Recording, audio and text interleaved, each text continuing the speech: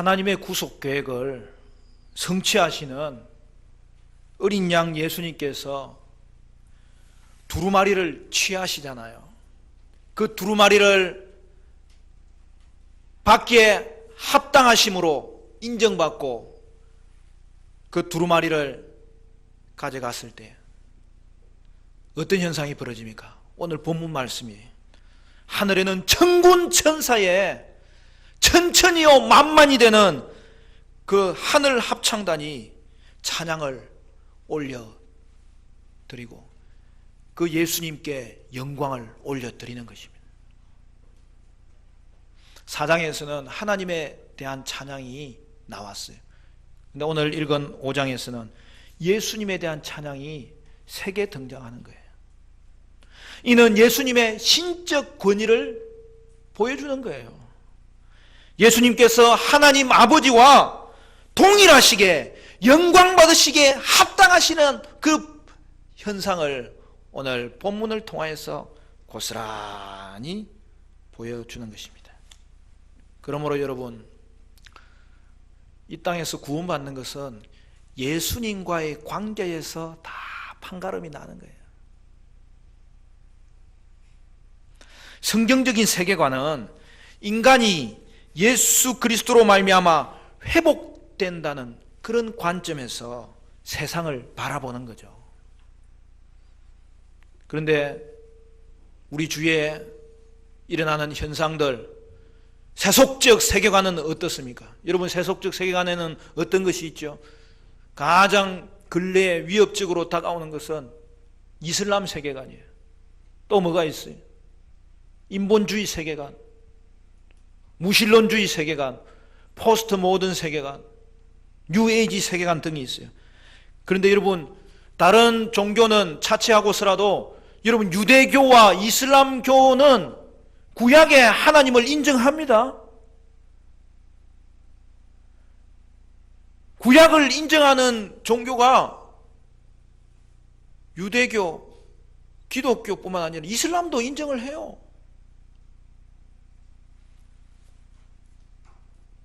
그런데 문제가 뭡니까? 하나님의 아들로 오신 예수님을 그들은 고백하지 않는 거예요. 그러니까 이슬람은 그 폭력적 사고방식에서 벗어나지 못해요.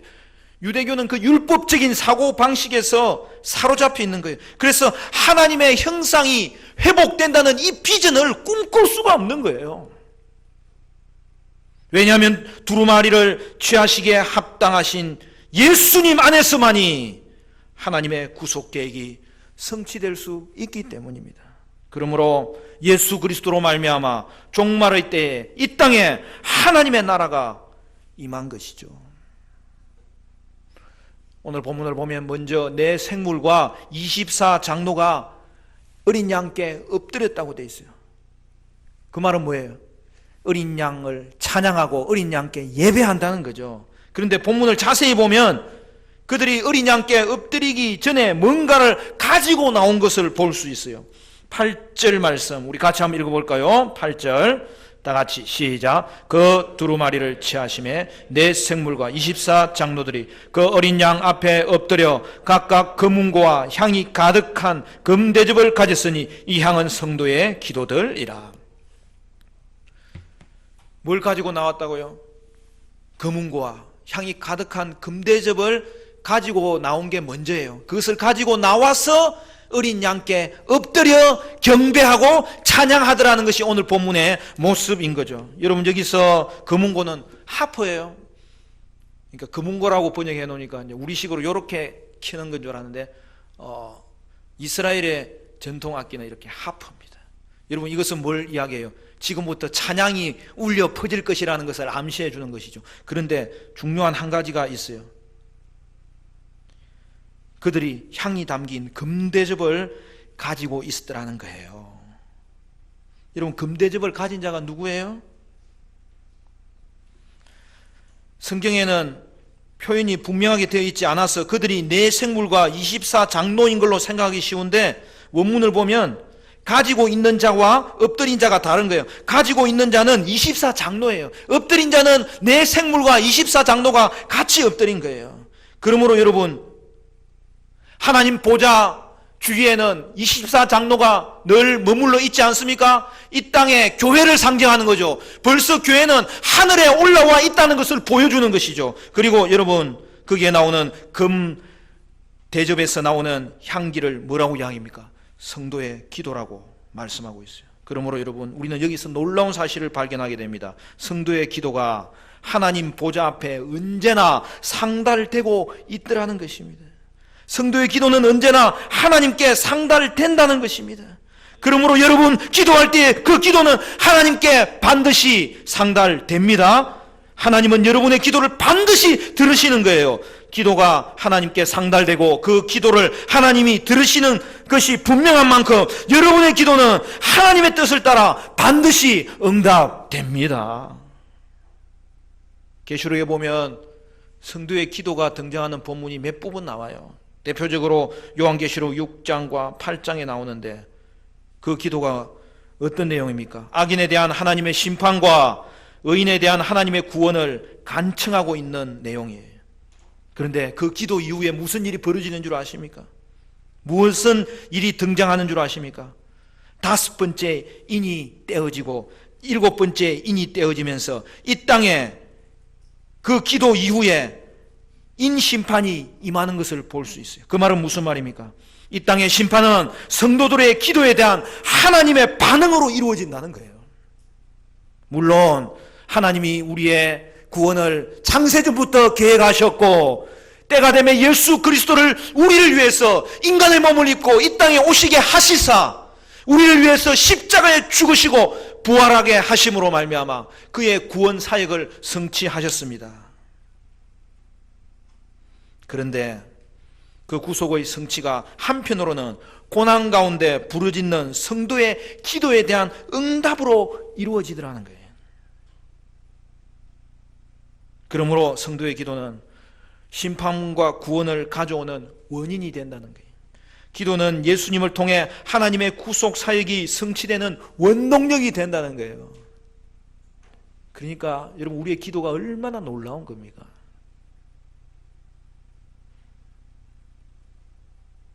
따라서 하나님은 그의 구속 사역을 성취해 가실 때에 그것을 성도의 기도와 함께 이루어 가신다는 거예요.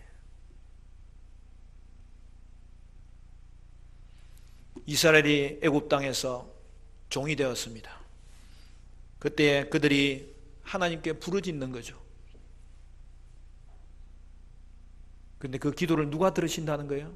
하나님이 들으시는 거예요. 요한계시록 2장 23절부터 이렇게 되어 있습니다.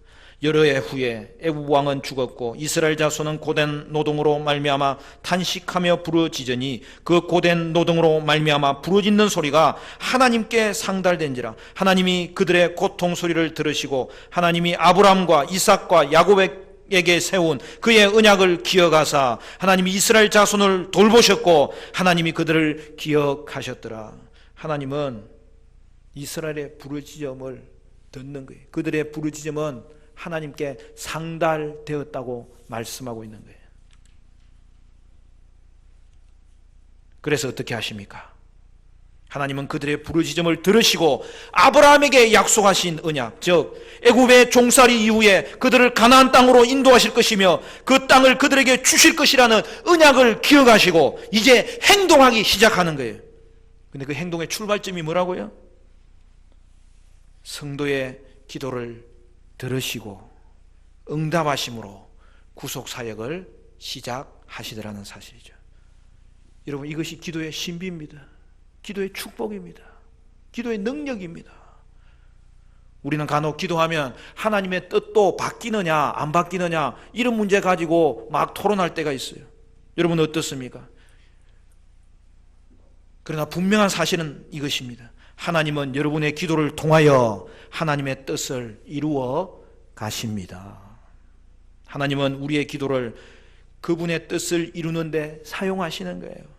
그래서 우리는 기도할 때에 하나님의 뜻을 물어서 바르게 기도해야 되는 거예요. 그런데 여러분, 기도하면 하나님의 뜻을 알게 되는 거죠. 그러므로 여러분, 계속 기도하면 하나님의 뜻을 알고 하나님의 뜻을 따라 기도할 수 있기 때문에 오늘 우리의 기도는 기도하는 그 자체가 중요한 거예요. 여러분은 하나님의 뜻이 바뀌느냐 아니냐에 관심 가질 게 아니라 우리의 기도를 귀하게 여기시는 하나님께 실제로 기도할 수 있어야 되는 것이죠. 하나님은 여러분의 기도를 사용하십니다. 그래야 그 기도에 응답하십니다. 그러므로 여러분은 기도를 멈추어서는 안 되는 거예요. 여러분은 기도의 자리를 찾으셔야 됩니다. 찾았던 기도의 자리를 잃어버렸다면 다시 회복시키셔야 됩니다. 따라서 여러분은 새벽에 기도하시고, 특별히 여러분 교회에서 기도 모임 가질 때는 다른 모임도 중요하지만 기도 모임은 반드시 참석하셔야 돼요. 그래서 여러분 수요 기도회는 여러분 반드시 참석하셔야 돼요. 주중에 그날만큼은, 때로는 요즘은 교통량이 늘어서 식사할 겨를이 없을지라도 영의 양식을 사모하며 하나님께 간구하는 우리의 기도가 나에게 구원과 이 땅의 심판으로 나타난다는 이 기도의 특권을 주신 그 하나님을 바라보면서 우리는 주의 전에 올라와야 되는 거예요. 개인적으로 기도할 수 있어요. 그러나 더 좋은 것은 함께 모여서 기도하는 것은 너무나 중요해요. 기도의 자리를 우리가 모여서 기도할 때에 우리의 개인 기도도 또 회복될 수 있는 거예요. 저는 어릴 때 교회가 집 가까이 있었어요. 그래서 학교 갔다 오면 교회부터 갔다가 집에 왔어요. 요즘은 교회가 멀어요. 교통이 좋으니까 차 타고 다닐 수 있는 거리만큼 떨어져 있을 수도 있어요. 그러나 기도하기 좋은 것은 모여서 기도할 때 얼마나 좋은지 몰라요. 그리고 주님 교회에 나와서 기도할 때 얼마나 귀한지 몰라요. 그리고 개인적으로 기도할 수 있다면 그 기도가 조화롭게 우리의 삶을 지탱하고 우리의 삶을 회복시키고, 때론 어려운 일이 있지만 그것 때문에 더 기도하고 더 기도하다가 성령의 충만함을 받고 회복되고 은혜를 받는 것이, 그것이 성도의 삶의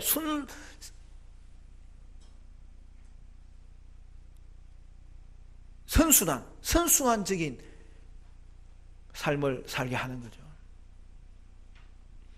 오늘도 일부에 제가 청소년부들 학교 갔다 오면 교회에 와서 기도하고 가라 그러니까, 아이고 우리 애들은 다 지금 보니까 인천에 살고 서울에 살고 지금, 야 그러면은 큐티 해라, 말씀과 함께 기도해라, 그리고 특세에는 빠지지 마라.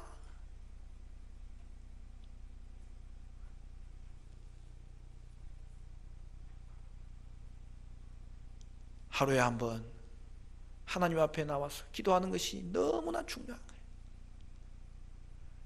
그렇지 못할 때에도 힘을 다하여 여러분 기도의 자리를 회복하셔야 됩니다. 그리고 함께 기도하는 자리는 또 만들어야 되는 거예요. 데살로니가전서 5장 16절에서 18절 말씀, 항상 기뻐하라, 쉬지 말고 기도하라, 범사에 감사하라, 이것이 그리스도 예수 안에서 너희를 향하신 하나님의 뜻이니라. 사랑하는 성도 여러분, 여러분은 모일 때마다 기도하시고 개인적으로 기도하심으로 기도하기를 멈추지 마시고 쉬지 말고 기도하는 하나님의 자녀들 되시기를 간절히 축원합니다. 그리하여 여러분의 기도가 하나님께 상달되어서 친히 응답하시는 하나님으로 말미암아 여러분의 삶에 하나님의 구속의 은혜가 충만하시기를 간절히 바랍니다. 24장로가 하포와 향이 가득한 금대접을 가졌다는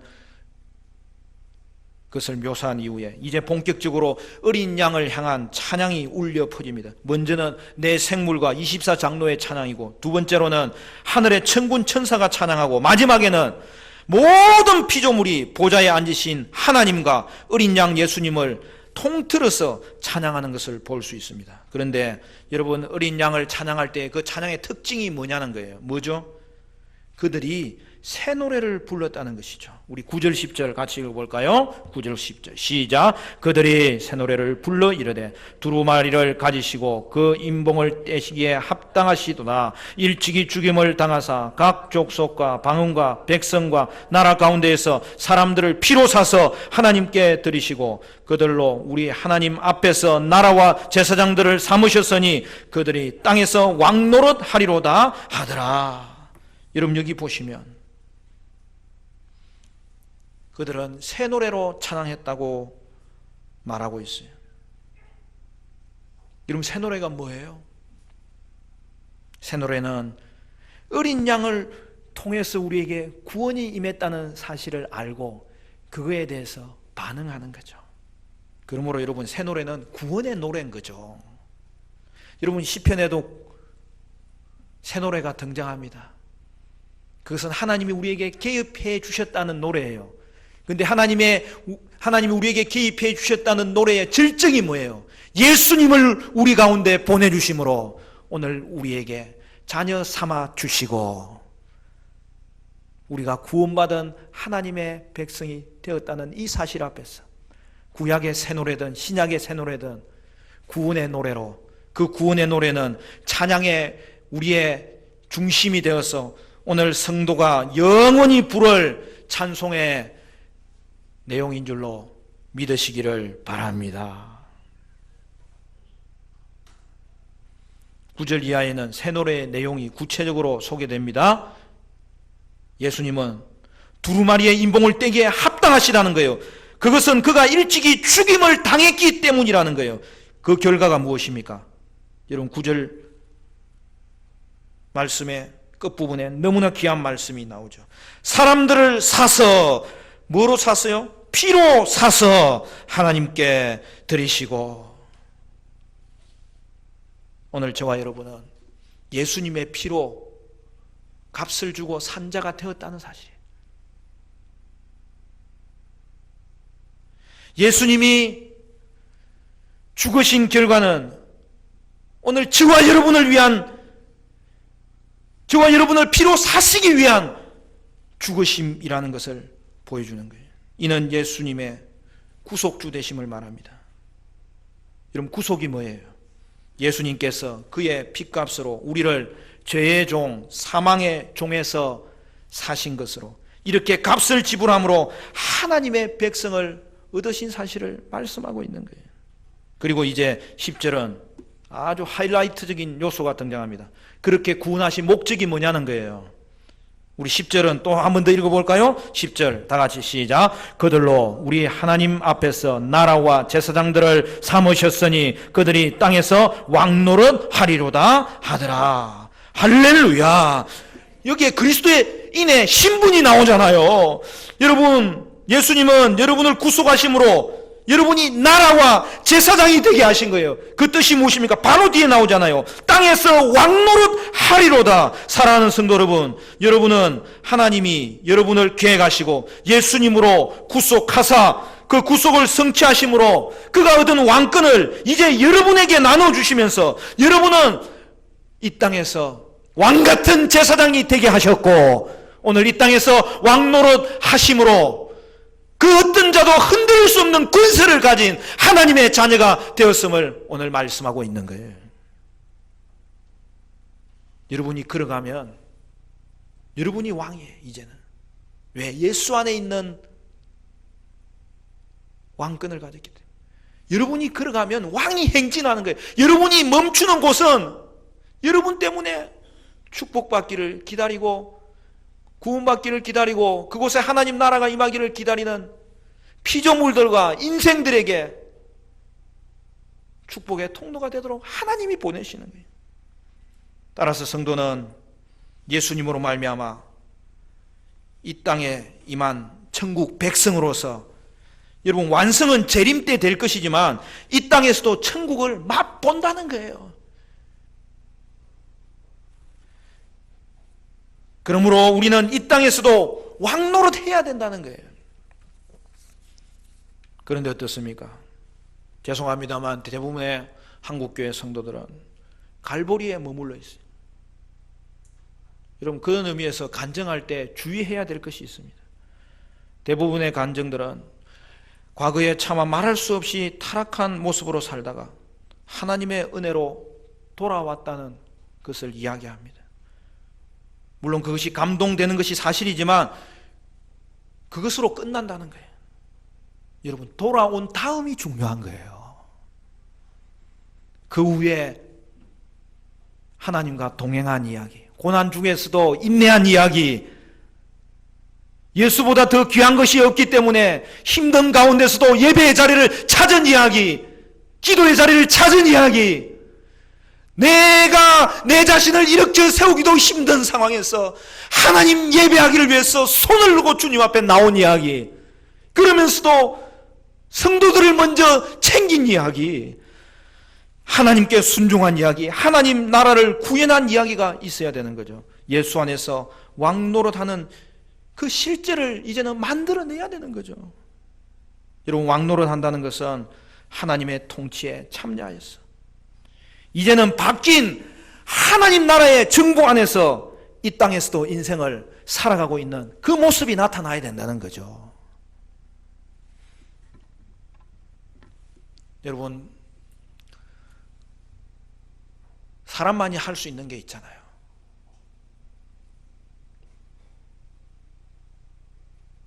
그래서 사람은 사회적 동물이다, 생각하는 동물이다, 그렇게 구분을 짓잖아요. 근데 그 중에서도 하나가 뭐냐면, 여러분, 경탄하는 거, 이거는 사람만이 할 수 있는 거예요. 여러분, 짐승이 그렇게 하는 거 봤어요?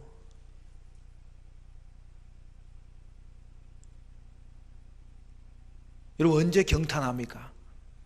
놀라운 것을 보았을 때, 놀라운 사실을 알았을 때 우리는 아하 하고 감탄사를 발할 수 있는 존재로 하나님이 우리를 만드신 거예요.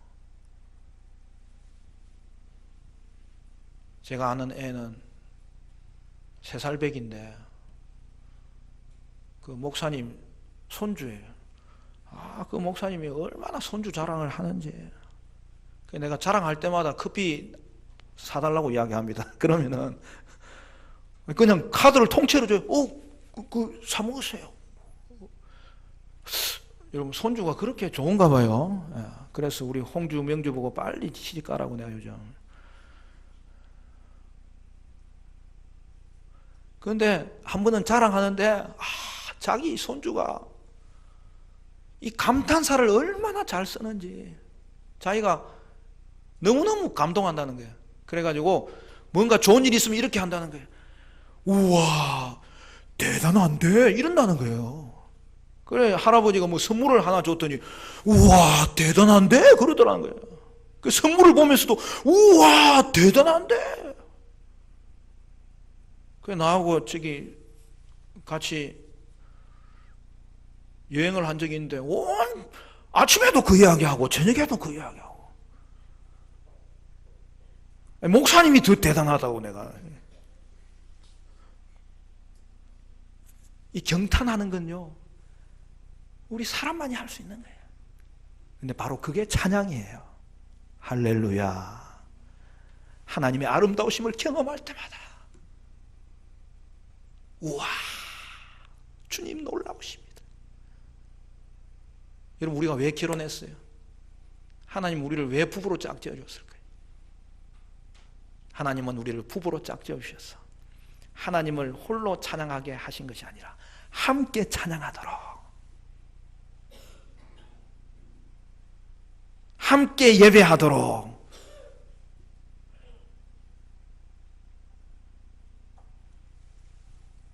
부부가 갈라서지 아니하고 하나님 예배하는 자로 경험하는 그 놀라운 은혜를 위해서 사실은 우리를 부부되게 하신 거예요.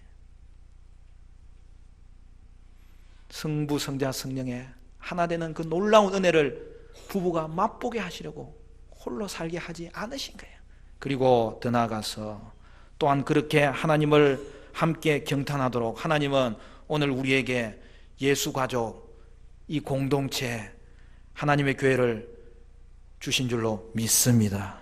그러므로 여러분, 기도하는 성도가 복된 성도입니다. 찬양하는 성도가 복된 성도입니다. 말씀을 맺겠습니다.